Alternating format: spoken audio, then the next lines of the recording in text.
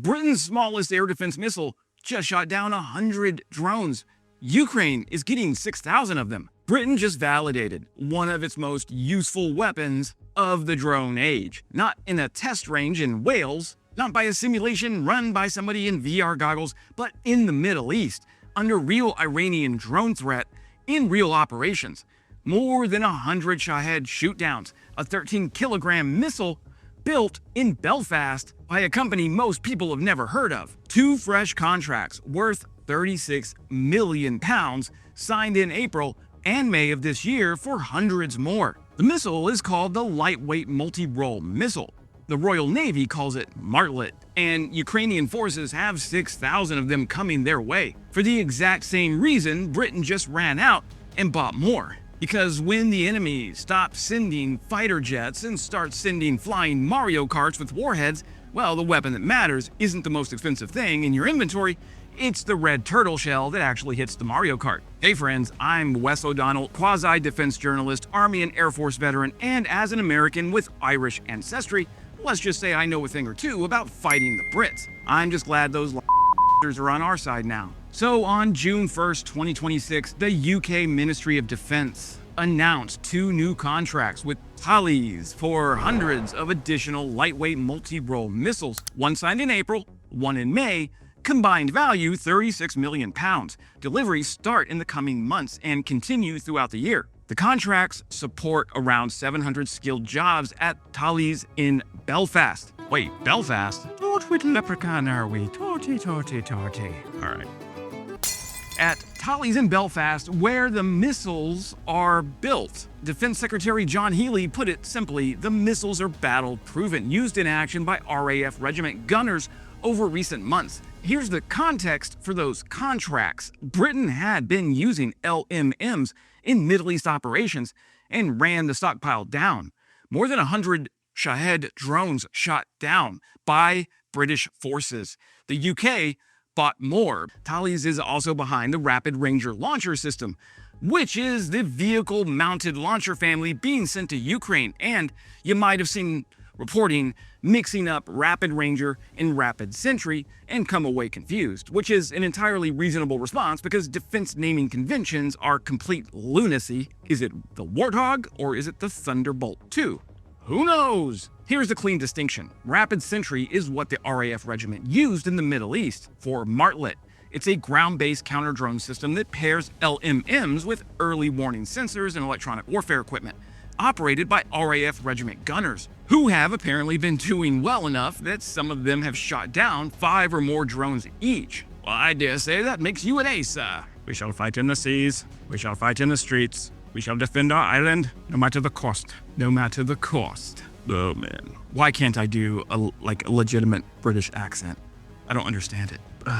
What I need is an accent coach. That's what I need. Any accent coaches in my audience, shoot me an email and let's get better at mocking the British accent together. That's not the right takeaway. Anyways, the British military has apparently, keep it together, Wes. The British military has apparently decided this makes them drone aces, which is both impressive and extremely 2026 as a career milestone. I wonder if that comes with a little ribbon or a medal. So just so that we're all on the same page, the RapidRanger is the vehicle-mounted launcher family tied to the Ukraine pipeline. Ukraine has been linked to RapidRanger systems and Martlet missiles through UK-backed funding, with around £1.7 billion in UK-backed commitments announced in just June of 2025 for that combination. Same missile, different system architecture.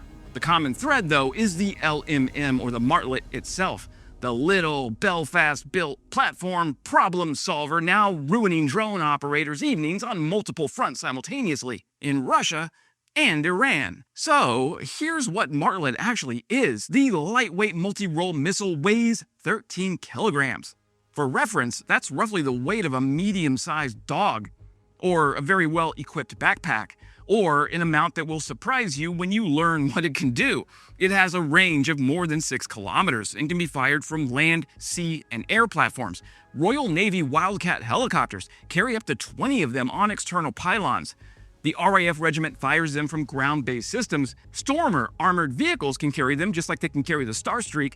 The Wildcat Martlet combination, though, was declared fully operationally capable in October of 2025, meaning it's not developmental, it's a current readiness system being used right now by the 815 Naval Air Squadron out of RAF Akrotiri in Cyprus. The guidance system is laser beam riding, just like the Starstreak. The launcher projects the laser beam onto the target's flight path, and the missile follows that beam to impact. This is meaningfully different from an infrared homing missile, which chases heat. Most cheap one-way attack drones don't have a nice hot jet engine to chase. They have a small electric motor, quiet propellers, or the heat signature of a slightly warm snack. A laser beam riding missile doesn't need the target to look like a MiG. It needs the operator to keep the aim point on the target long enough for the missile to do its rude little British thing. The Martlet is so uncivilized. It's also genuinely light and cheap enough to fire at threats that wouldn't justify burning a premium interceptor. So, what Britain has been building and what Ukraine is waiting on is a missile specifically sized and priced to plug part of that seam. So why does the Middle East record matter? Well, the 100 drone figure deserves attention because it isn't a range result. It's a combat result under real combat conditions against real threats with real operators in an environment where Iranian drones and one-way attack platforms have been testing Allied air defenses repeatedly. That's the difference between a system that looks good in a demonstration and a system that British gunners trust under operational conditions. Thales has now quadrupled its LMM Martlet production capacity since 2022, which is another way of saying that demand has grown fast enough to require a production ramp that most missiles never see. When a manufacturer quadruples capacity, something real is happening in the customer base. The Wildcat angle is worth highlighting because it connects directly to something we covered recently about helicopters finding a new role in the drone age. Royal Navy Wildcats deploying to Cyprus in 2 aircraft formations to hunt drones approaching naval vessels and bases using the same missile as the RAF Regiment gunners on the ground. A helicopter-borne Martlet crew can reposition, search with sensors, and reach threats in places ground teams can't cover. Drones may have given helicopters a problem near the front, but they may also have given helicopters a job behind the front. And here's the Ukraine war connection. Like I mentioned, the UK announced that £1.6 billion deal last March to procure 5,000 Martlets for Ukraine to be manufactured by Thales and covering the full range of platforms employment concept. In February 2026, London added another 1,000 rounds. That is 6,000 missiles heading to a country facing a drone threat that makes Britain's Middle East experience look like a warm-up act. Ukraine deals with Shaheds, Orlans, Zalas, Lancets, and decoys on a nightly basis. The same problem at nightmare volume with Russian industry feeding the production line and no sign of abating. Britain's 100 drone kill record, though, isn't worth thumbing your nose at. It is a proof of concept. Ukraine is the full-scale stress test. The tactical fit is real. Patriot is too valuable and too expensive to burn on Shaheds. Gepards and mobile guns are excellent, but need geometry and range and proximity. Electronic warfare jams what it can jam, but doesn't stop everything. Martlet gives Ukraine another mobile short-range layer, particularly for protecting infrastructure, power plants, logistics hubs, bridges, airfields, and rear area command posts. The ugly middle zone where a threat is too dangerous to ignore, too far away for guns, Still close for missiles, Goose. I'm switching to guns. too cheap to justify a premium interceptor. But here's something interesting. Ukrainian production localization for the Martlet is a bigger question. The March 2025 deal included language about localizing production, which would help both Ukraine's supply situation and Britain's, since both now need more missiles than peacetime planners ever anticipated. The public reporting doesn't give a clean answer on how far that's progressed, but if Ukraine can eventually produce components or assemblies for the Martlet in country, that shifts from military aid to war production, which is the sustainable version. The current status is unknown, and LMM Martlets have real limits. It's short range, it requires line of sight, it's beam riding. So here's the thing, the drone war doesn't care about how impressive your missile is if you only have 12 of them, and a production line that moves with all the urgency of a county planning board.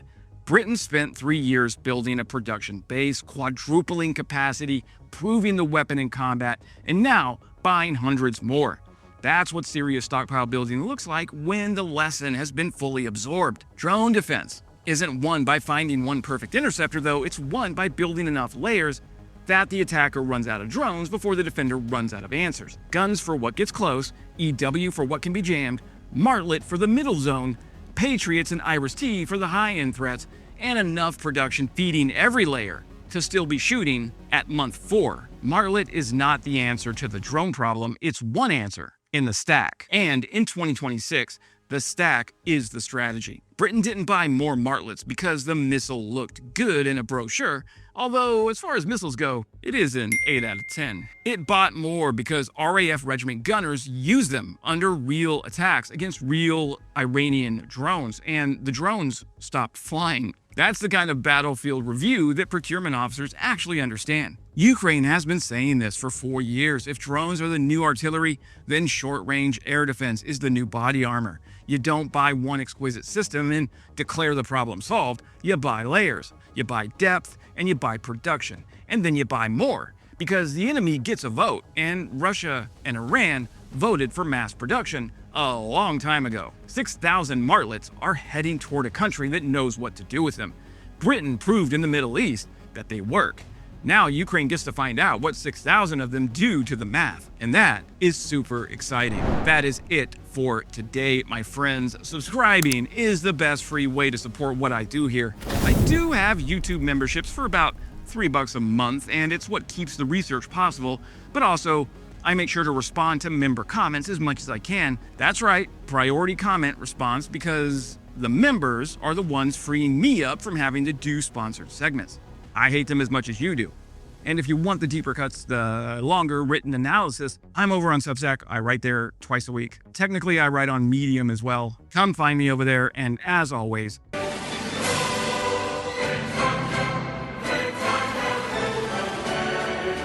glory to Ukraine. Glory to the heroes.